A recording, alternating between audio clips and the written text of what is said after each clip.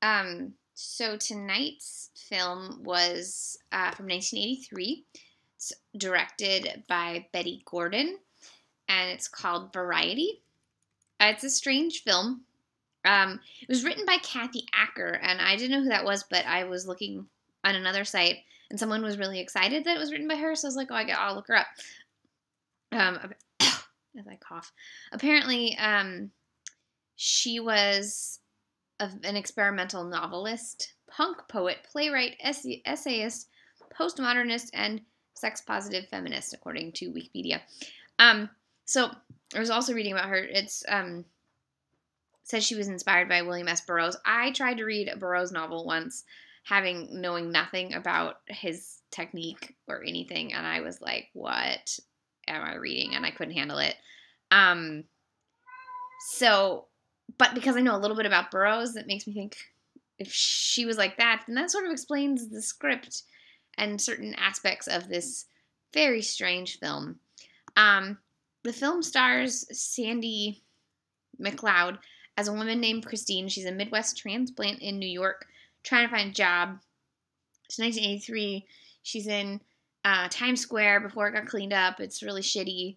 And her friend, Nan, played by none other than photographer Nan Golden, so probably playing herself, a version of herself, tells her about this job at a porn theater taking tickets. And so she gets the job there.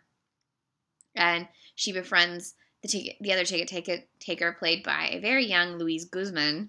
He's amazing.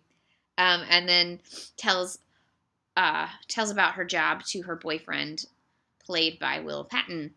Her boyfriend's a journalist, and as she first tells him about it, she doesn't really say much about her job or what the porn theater's like, and then every subsequent time they meet, she gets more and more explicit until she's just like doing this crazy Burroughs-esque porn monologues, and they're kind of amazing.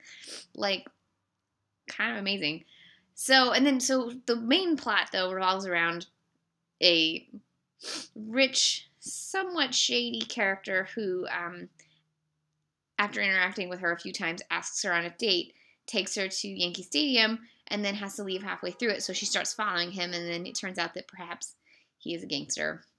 And so it becomes sort of a neo-noir thriller at that point.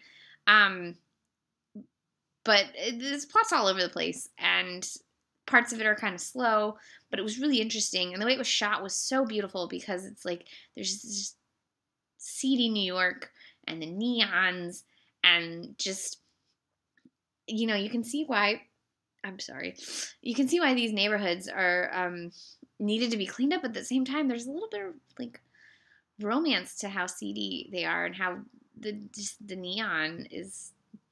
It's like the sirens calling you. I love neon. The Neon Art Museum is opening in LA soon. I'm really excited.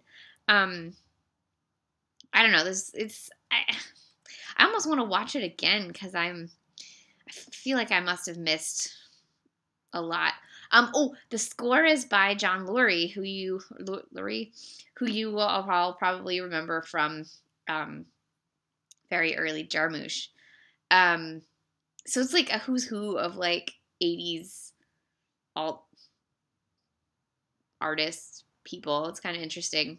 God, I'm sorry. I just ate a Fisherman's Friend cough lozenge thing, and I don't know if you've ever had one of those, but they're really intense, and my whole face is just like right now. I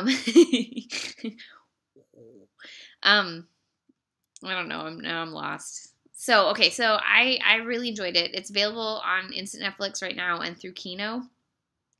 I kind of want to watch more of Bette Gordon's films. She seems like she has an aesthetic that I like. I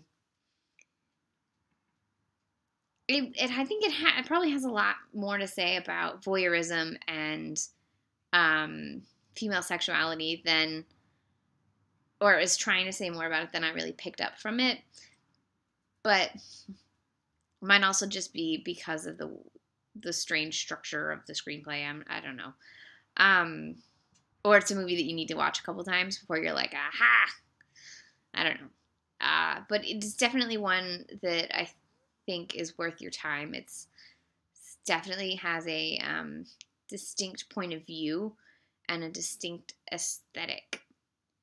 And you don't often see women in, like, part of what's so interesting is she starts working at the porn theater, and then she both starts like watching the films, going into those weird porn, what do they call them, arcades, but then she also starts sort of dressing like a porn star, but only for herself, like never for her boyfriend, never for anybody but herself, which is interesting in and of itself, because she's dressed for someone to look at her, but there's no one looking at her, and is she still getting pleasure from looking like something that should be looked at? I don't know. She also, ends up like having to deal with skeevy people in the porn arcades. I don't know. There's definitely a lot going on in this film. I feel like I don't know enough about porn culture to really talk about it. I do know that this was right around, I can't remember the lead person, but right around when there was a whole like stream of anti-porn, anti-BDSM feminists who were trying to say that, the whole industry was just horrendous. And then there was a whole sex positive ones that came in and were like, no, we can take it from the men and make it about us again. Definitely think this was on the latter side of that argument. So if you know more about this subject, you might enjoy this film as well. So 1983, I think it was actually released in 1985 though. Variety by Bette Gordon, written by Kathy Acker. Interesting, strange film, available on Instant Netflix.